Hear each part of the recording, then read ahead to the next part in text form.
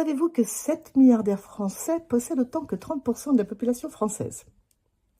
En tête, Bernard Arnault, le numéro 1 du luxe, dont je ne citerai pas les marques.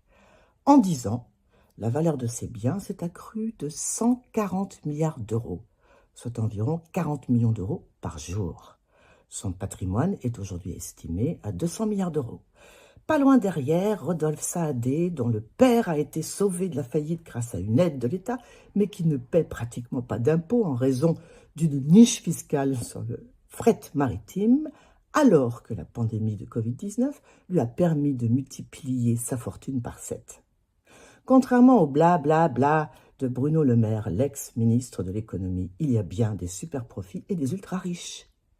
En 2023, les 40 principales entreprises françaises ont versé 70 milliards d'euros de dividendes à leurs actionnaires, soit une hausse de 8,7% sur un an. Mais depuis 2017, Emmanuel Macron multiplie les cadeaux fiscaux aux plus riches. Suppression de l'IGF, l'impôt sur la grande fortune, flat tax de 30% sur les revenus du capital, baisse de l'impôt sur les sociétés, etc., etc., etc. Ce dogme ultralibéral et anti-impôt sévit depuis Ronald Reagan, un acteur de série B, qui est devenu président des États-Unis de 1980 à 1988. Avant son arrivée à la Maison-Blanche, le système fiscal américain était très progressif. Plus on était riche, plus on payait d'impôts, jusqu'à 70% de ses revenus. Mais aujourd'hui, le taux maximal est tombé à 28%. Et l'Europe a suivi les yeux fermés.